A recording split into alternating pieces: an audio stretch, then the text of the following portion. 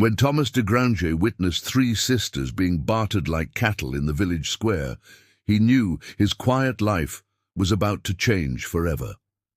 The eldest stood defiant even as her father's voice cracked with desperation, and something in her eyes reminded Thomas of the daughter he'd never had, the one who might have needed saving too. The market square of Millhaven had seen better days, much like the harvest that had failed 3 seasons running. Dust swirled between the timber-framed houses, and the cobblestones lay cracked where merchant carts had worn them thin. The autumn air carried the scent of desperation, unwashed bodies, sour ale, and the metallic tang of coin-changing hands too quickly. At the center of it all, Gareth Creed stood upon an overturned ale barrel, his voice hoarse from calling out what no father should ever sell. 3 daughters, he rasped, his weathered hands shaking as he gestured to the girls beside him. The eldest can weave and cook. The middle one's got fire enough to manage any household, and the youngest, his voice caught, the youngest sings like an angel. The girls stood in a line, each carved from a different shade of sorrow.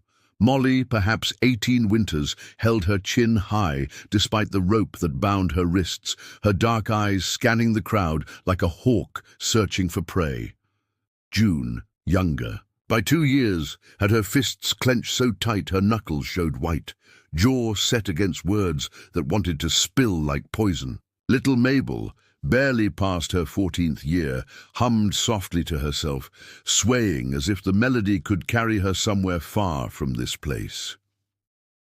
Thomas watched from beside his cart, where he'd come to purchase grain and iron nails. He was 43, years old, master of Pinewood Manor beyond the western hills, father to 3 sons who worked his lands with steady hands. He had not come to the market seeking daughters. Yet fate cared little for his intentions. 40 silver marks for the lot, Gareth called out, his voice breaking.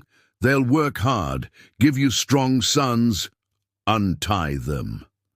Thomas stepped forward, his boots heavy on the cobblestones. The crowd parted before him like wheat before a scythe. Gareth blinked, confusion clouding his desperate features. What say you, my lord? Thomas's hand rested on his sword hilt, not in threat, but in promise. His voice carried the authority of a man who had commanded others in darker times than these. Untie your daughters, Gareth Creed. This ends now.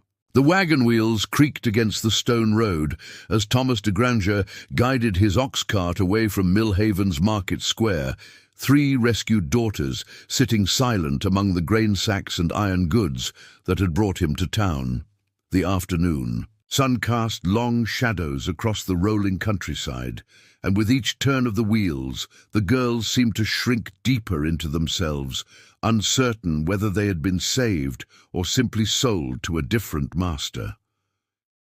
Thomas's 3 sons rode alongside. On horseback, their faces a mixture of confusion and curiosity. Levi, the eldest at 24, kept glancing back at the girls, with the cautious look of a man who understood that his father's decisions often carried deeper currents than first appeared. Mark, 2 years younger, rode closer to the wagon, offering small smiles that went unacknowledged. Caleb, barely 19 and still finding his place in the world, couldn't seem to stop stealing glances at young Mabel, though he quickly looked away whenever she hummed. "Father," Levi finally spoke, his voice low enough that only Thomas could hear over the creak of wood and leather. "What are we to do with them?" Thomas kept his eyes on the road ahead, where the stone path gave way to packed earth and the town's timber walls grew small behind them. "Give them what they've never had," he said simply. "Choice." June shifted in the wagon bed, her bound hands working against the rope until Mark quietly reached for his eating knife. "May I?" he asked, gesturing to her bonds. She studied his face for a long moment, searching for deceit or hidden appetite, before nodding once. As the rope fell away, June rubbed her wrists and fixed Mark with a stare that could have cut stone. "What manner of lord are you serving?" she asked, her voice rough with disuse and suspicion. "The kind who sleeps well at night?" Thomas answered before Mark could speak. "You'll have rooms of your own, work if you choose it, and no man will touch you without invitation." Molly laughed, sharp and bitter as winter wind. "Men always make promises on roads. It's when the doors close that truth shows itself." "Then judge me by my doors," Thomas said, turning to meet her gaze. "They don't lock from the outside." Mabel's humming grew softer, a melody that seemed to carry both sorrow and hope. Caleb found himself listening, his horse drifting closer to the wagon's edge. The sun began its descent toward the western hills, painting the sky in shades of amber and rose. Ahead, smoke rose from the chimneys of Pinewood Manor, where hearth fires promised warmth against the evening chill. The great hall of Pinewood Manor held the scent of old oak and fresh rushes, its timber beams darkened by decades of hearth smoke and honest labor. Thomas watched from the doorway as the three sisters moved through the space like cautious deer, each testing the ground before placing their full weight upon it. Molly examined every corner with the sharp eye of someone who had learned that sanctuary could become prison with the turn of a key. Her fingers traced the heavy oak table, the iron hinges of the shutters, the carved cross above the mantel, mapping escape routes her mind couldn't yet abandon. When young Caleb offered to show her the solar above, she shook her head firmly. "I'll stay where I can see the door." June had claimed the settle by the fire, not for warmth, but for the wall at her back. She watched Thomas's sons with the wariness of a soldier, tracking their movements, noting which one carried a knife, which one laughed too easily. When Mark brought her a cup of small ale, she waited until he drank first before touching it to her lips. Little Mabel wandered the hall like a ghost finding substance again, her humming echoing off the stone walls. She paused before the tapestry that depicted St. Margaret slaying the dragon, her fingers reaching toward the threads before pulling back. Levi, noticing her fascination, spoke quietly. "My mother wove that before the fever took her." "She was brave," Mabel whispered.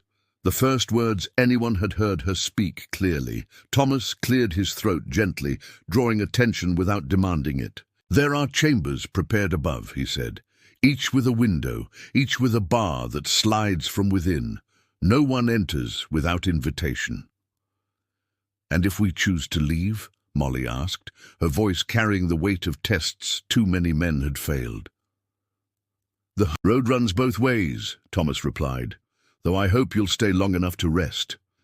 As twilight painted the windows purple, the household settled into an uncertain rhythm.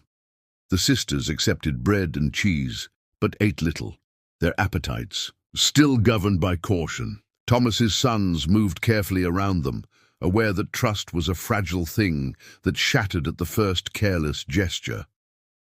That night, as candles flickered in their chambers, none of the sisters slept deeply. Molly sat by her window, watching the moon track across the sky. June tested her doorbar 3 times before lying down fully clothed. Mabel hummed softly into her pillow, the melody weaving through dreams of dragons that might perhaps be slain. Below in the hall, Thomas banked the fire and wondered if kindness alone would be enough to heal wounds cut so deep. The morning bell called them to work, and in the gentle necessity of daily tasks, the walls between strangers began to crack. Molly found herself in the kitchen beside the hearth, her hands moving with practiced skill as she ground barley into flour. The rhythm was familiar, comforting, even until Levi entered carrying firewood. He moved quietly, respectfully, setting the logs beside the fire without presuming to stoke it himself. "You work the grain fine enough for white bread," he observed, not stepping closer, but not retreating either. "Takes patience." "Patience keeps you alive," Molly replied, her voice steady but not unkind.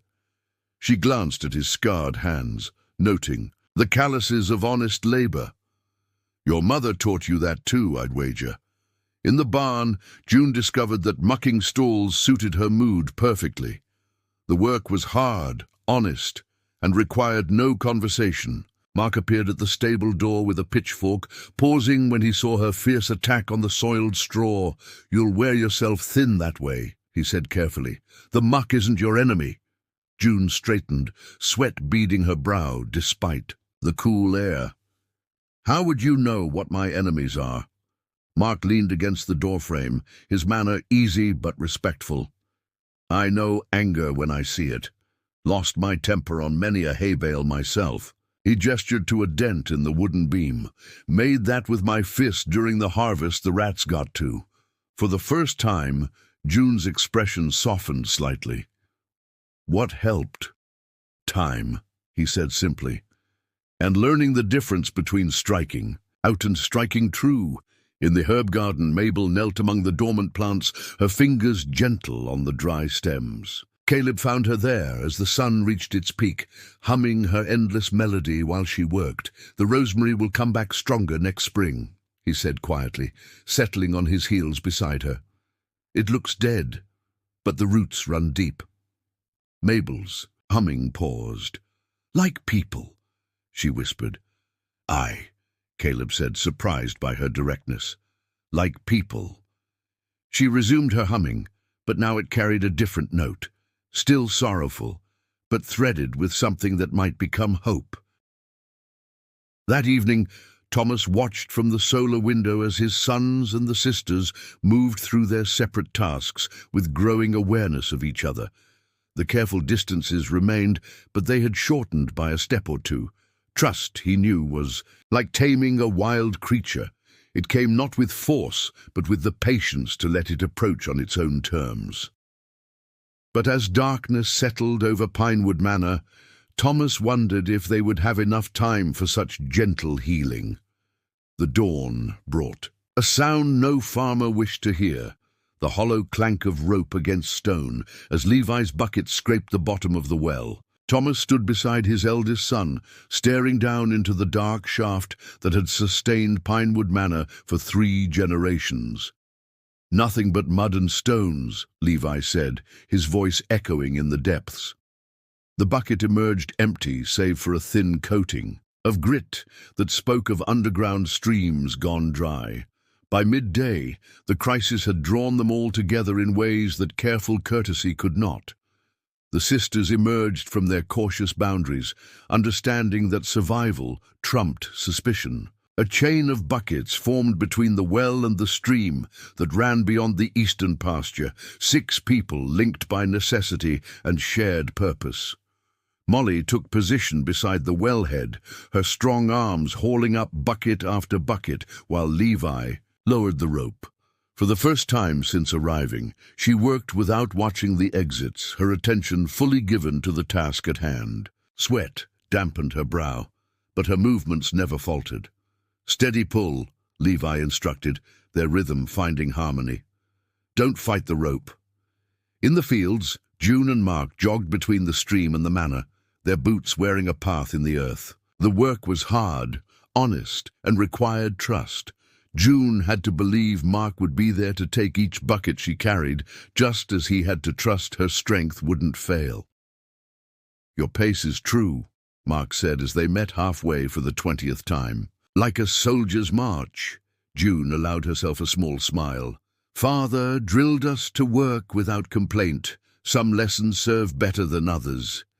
Little Mabel surprised them all by taking charge of the household cistern, rationing the remaining water with careful precision. Caleb worked beside her, marveling at how she transformed anxiety into methodical action.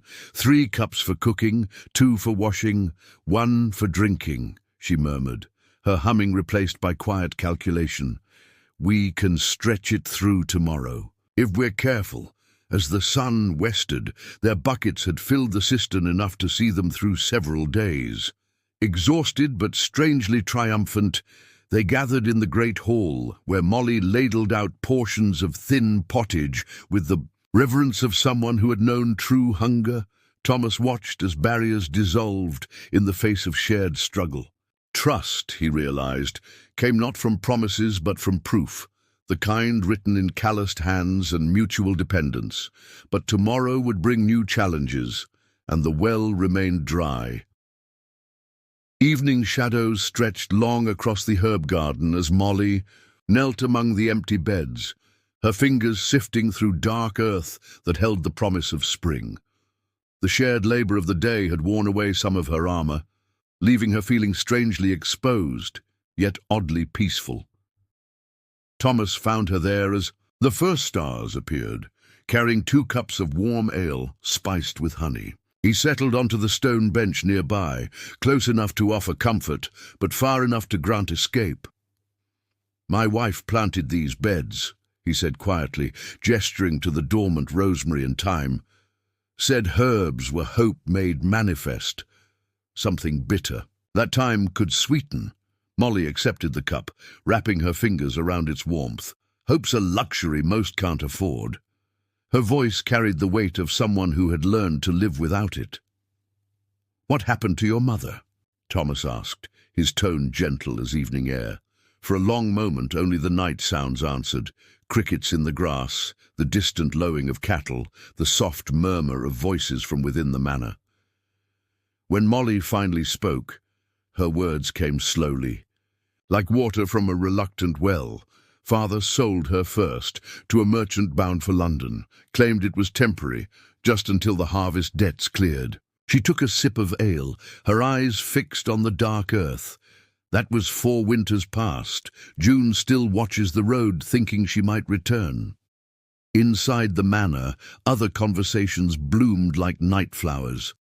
June sat with Mark beside the dying fire, her usual defiance softened by exhaustion and something approaching trust. "You fight like you expect betrayal," Mark observed, watching her hands never quite settle. "Because betrayal always comes," June replied. "Better to see it coming than be surprised." In the solar above, Mabel had curled beside the window where Caleb carved small birds from applewood scraps. Her humming had grown softer, more melody than shield, and for the first time she spoke of the song. "Mother taught it to me," she whispered. "Said music was the one thing no one could steal." Back in the garden, Molly set down her empty cup and met Thomas's steady gaze. "Why do you ask? Most lords prefer their servants without histories." "Because," Thomas said simply, "understanding the seed helps you tend the garden." Something shifted in the space between them, not romance but recognition. 2 souls who had learned that kindness was harder than cruelty and infinitely more valuable. Tomorrow would test whether such tender trust could survive in harsher soil. The apple trees had burst into pale pink blossoms along the manor's eastern wall, their petals drifting like snow across the cobbled yard where spring had finally loosened winter's grip. The air carried warmth and the green scent of new growth, and with it came something more fragile, the first stirrings of hearts learning to hope again. Molly worked in the herb garden, setting seedlings into rich black earth while Levi repaired the stone border nearby. Their conversation had grown easier over the weeks, filled with comfortable silences and shared smiles that neither quite dared to name. "The rosemary's taken root," she said, brushing soil from her hands. "Stronger than I expected." Levi paused in his work, watching how the morning light caught the auburn threads in her dark hair. "Things often are, given time and care." Their eyes met for a moment longer than necessity required, before both looked away, flustered by the weight of unspoken possibilities. In the stable yard, June sparred with Mark using wooden practice swords, their mock combat having evolved into an elaborate dance of thrust and parry. She fought with fierce joy now, her movements fluid rather than desperate, laughing when Mark's guard dropped and her blade touched his chest. "Yield," she declared. Breathless and triumphant, Mark dropped his sword, but instead of stepping back he moved closer. "I yield gladly," he said, his voice rough with something deeper than defeat, "to a warrior's skill and a woman's grace." June's laughter faded into something softer, more dangerous. For a heartbeat, neither moved. Then she stepped away, her cheeks flushed, "Don't assume," she whispered. "Not yet." By the stream, Mabel gathered wildflowers while Caleb watched from a respectful distance, whittling another small bird. Her humming had transformed into actual songs now, wordless melodies that spoke of healing and tentative joy. "Would you teach me that tune?" Caleb asked quietly when she paused. Mabel turned, considering him with eyes that had learned to see kindness, without suspicion. "It's a song about growing," she said, "about things that seem dead but aren't really." She began to hum again, and this time Caleb joined his voice to hers, their harmony floating across the meadow like a promise of better days. Thomas watched from the solar window as spring worked its ancient magic on hearts he'd thought too wounded to bloom again. But with renewal came vulnerability, and he wondered if their sanctuary could protect such delicate growth from the storms that were surely coming. The thunder of hooves announced his return before the dust cloud revealed him, Gareth Creed riding down the manor road with 2 armed men beside him and fury carved into every line of his weathered face. Thomas stood in the doorway of Pinewood Manor, his hand resting calmly on his sword hilt as he watched the past come calling. "I've come for what's mine," Gareth shouted from horseback, his voice carrying the desperate edge of a man who had nothing left to lose. "Those girls belong to me by blood and law." Behind Thomas, the sisters had appeared in the hall's shadows. Molly stepped forward first, her chin raised in defiance, while June's hand found the eating knife at her belt. Little Mabel pressed close to her sisters, no longer humming, but silent with the stillness of prey that hoped to avoid notice. "They belong to no one," Thomas replied, his voice steady as bedrock. "They chose to stay of their own will." One of Gareth's companions, a scarred man with cold eyes, leaned forward in his saddle. "Lord's word against a peasant's claim. We'll take them now and save the magistrate's time." The sound of approaching hooves broke the tension. Sheriff William de Clare rode into the yard with 2 of his men, his weathered face grim with the knowledge that he'd arrived at a moment that could spill blood on honest soil. "Stand down, all of you," the sheriff commanded, dismounting with the careful authority of a man who had settled too many such disputes. He looked between Gareth and Thomas, then toward the sisters who stood in the doorway like deer poised to flee. "What brings you to my lands in such haste, Gareth Creed?" Sheriff de Clare asked. "This man stole my daughters," Gareth spat, "took them from lawful sale and hides them here like a thief." The sheriff turned to Molly, his voice gentler but no less commanding. "Did you come here against your will, girl?" Molly stepped into the sunlight, her voice clear and strong. "We came willingly, my lord. We stay willingly. We work for our bread, and sleep safe in our beds. They're unmarried daughters," Gareth insisted, "mine to dispose of until they wed." "And if they choose not to wed?" Thomas asked quietly. The question hung in the air like an arrow drawn, but not yet loosed, while spring blossoms fell around them like snow, beautiful and fragile as the peace they had built. The great hall of Pinewood Manor had never held such tension, as if the very stones waited to learn whether the peace they sheltered would survive the storm gathering outside. Sheriff de Clare had granted them 1 hour to present their case before he rendered judgment, and now 6 young people stood before Thomas like soldiers preparing for battle. Molly stepped forward first, her voice carrying the strength that had sustained her through countless trials. "I choose to remain at Pinewood Manor," she declared, her eyes meeting Levi's across the room, "not as chattel or servant, but as a woman who has found her place." Levi moved to stand beside her, his calloused hand finding hers. "And I ask for her hand in marriage, Father, not from duty or pity, but because she has shown me what courage truly means." June followed, her warrior's stance unbowed even as her voice trembled slightly. "I choose Marc de Granger," she said, the words coming like a sword thrust, quick, clean and decisive. "He has earned my trust blade by blade, and my heart follows where trust leads." Mark stepped forward, wonder and determination warring in his expression. "I would be honored to call her wife, if she'll have a man fool enough to fall in love with someone stronger than himself." Little Mabel's voice rose clear and sweet above the others, no longer humming but speaking words that carried the weight of newfound certainty. "I choose Caleb," she said simply. "He listens to my songs and makes them beautiful with his presence." Caleb's face flushed crimson, but his voice held steady. "I would cherish her all my days, Father, guard her joy as fiercely as any treasure." Thomas looked upon the three couples before him, his sons transformed by love, the sisters transformed by choice, and felt his heart swell with pride tempered by protective fear. "The law may claim you belong to your father," he said to the sisters, "but the church recognizes betrothal as sacred bond. Sheriff DeClaire is a godly man who honors such unions."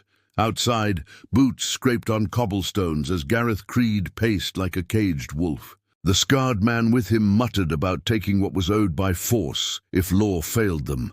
But inside the hall, 6 young hearts had chosen love over fear, future over past, and Thomas prayed it would be enough to shield them from the storm that was coming. With Sheriff DeClaire's blessing secured and their declarations made public, the three couples found themselves facing the tender terror of promises that would bind their hearts beyond legal necessity. As evening painted the sky in shades of rose and gold, love sought its own quiet sanctuary in the places that had sheltered their growing trust.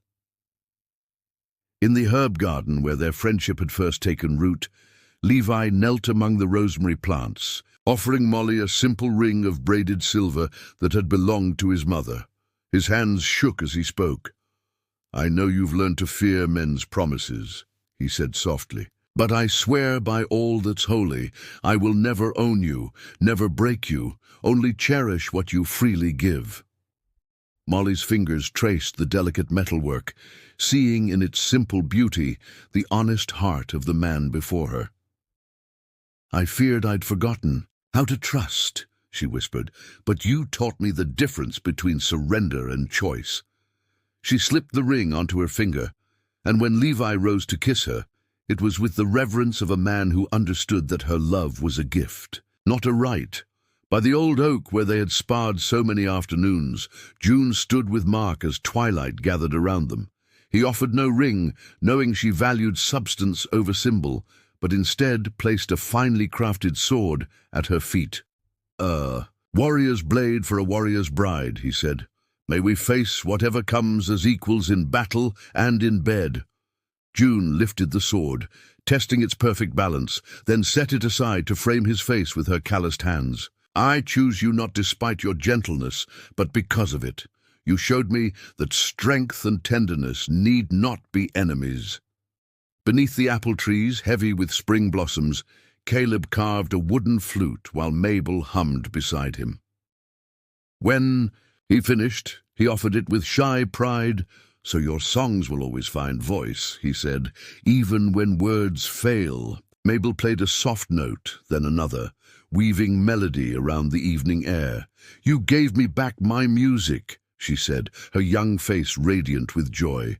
"Now let me give you my heart."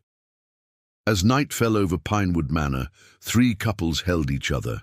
Close, their promises floating on the spring breeze like apple blossoms, fragile, beautiful, and carrying within them the seeds of tomorrow. The morning of the triple wedding dawned clear and bright, as if heaven itself had blessed their union.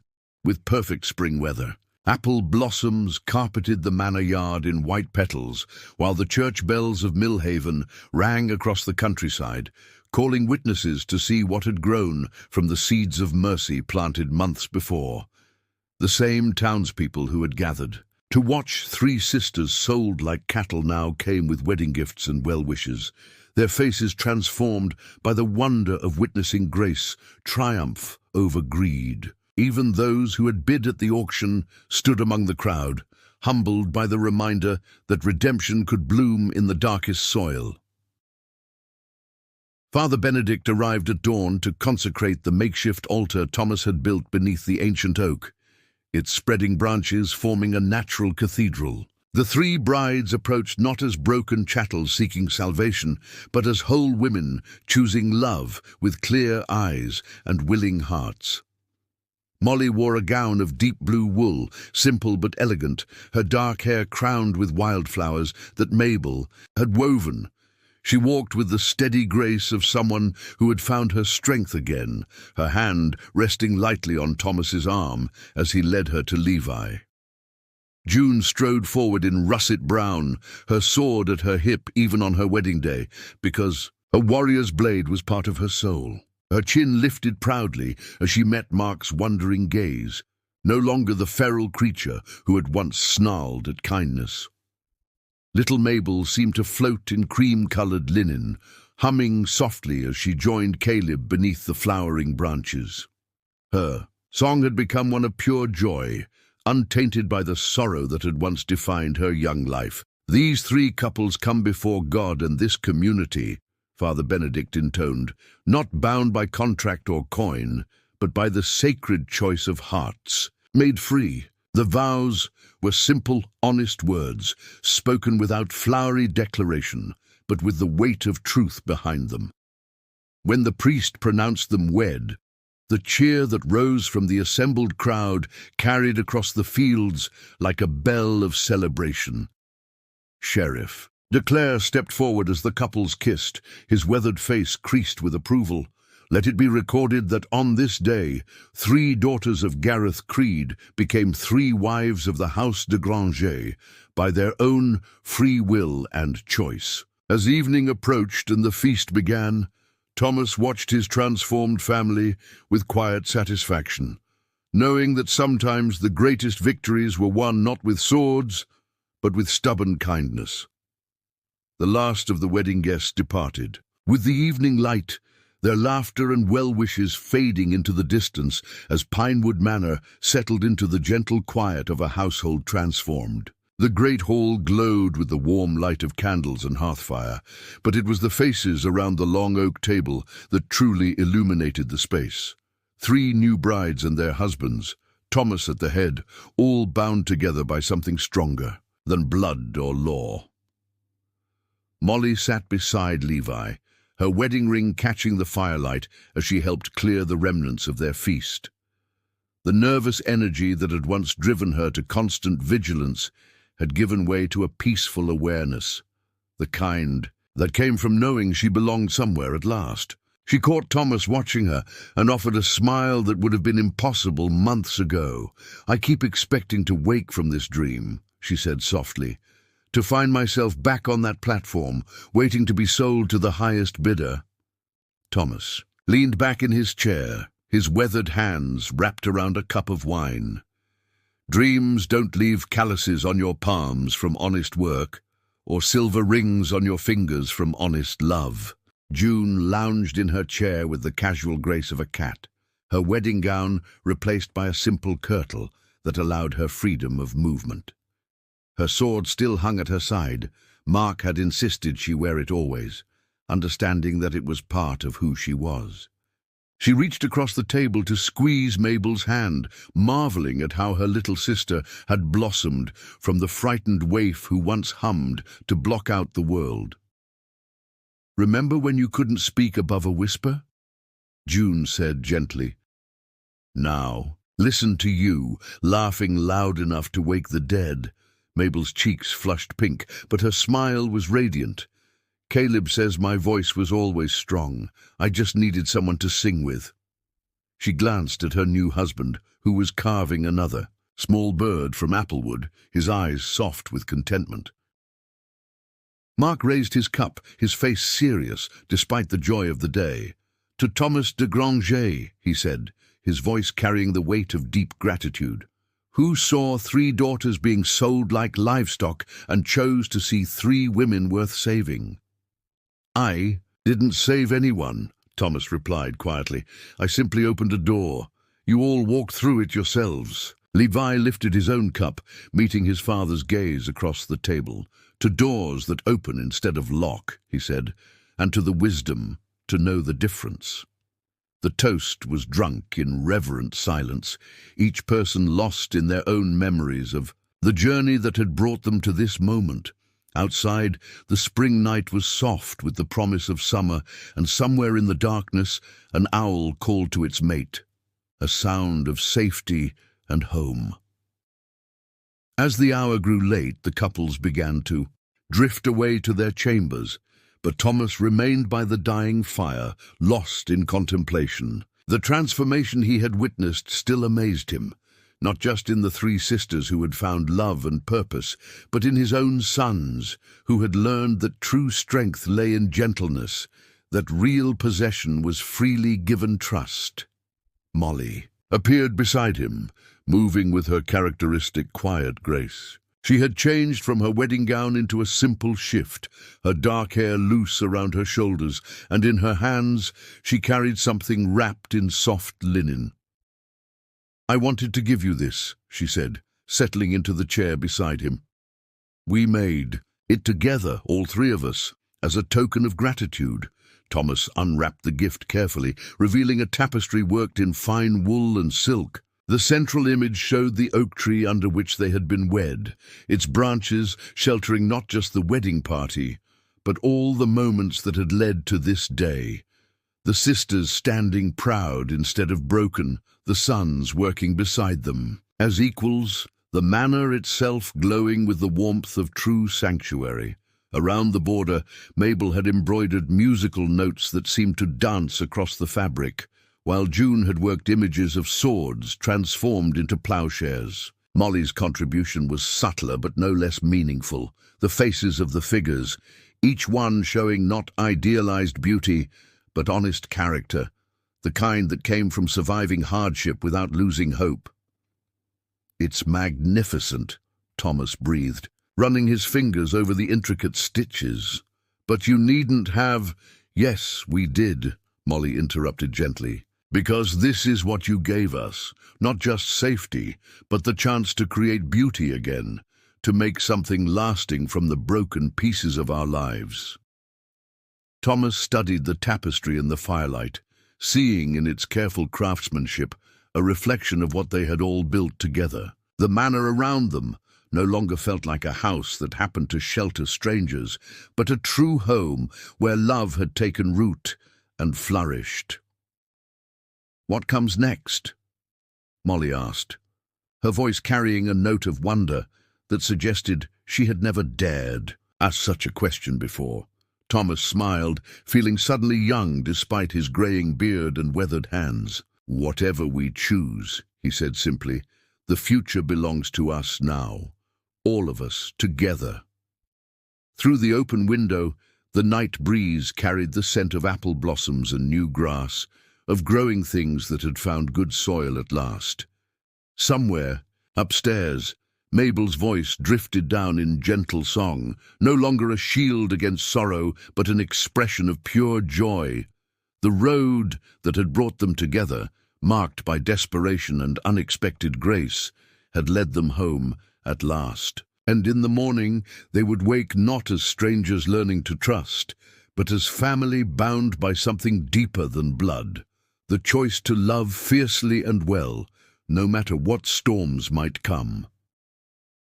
In the dying embers of the fire, Thomas saw reflected the faces of the three sisters as they had been on that terrible day in the market square, proud even in degradation, strong even in despair. Now they were wives, daughters of his heart, proof that mercy was never wasted and love could indeed triumph over the cruelest fate.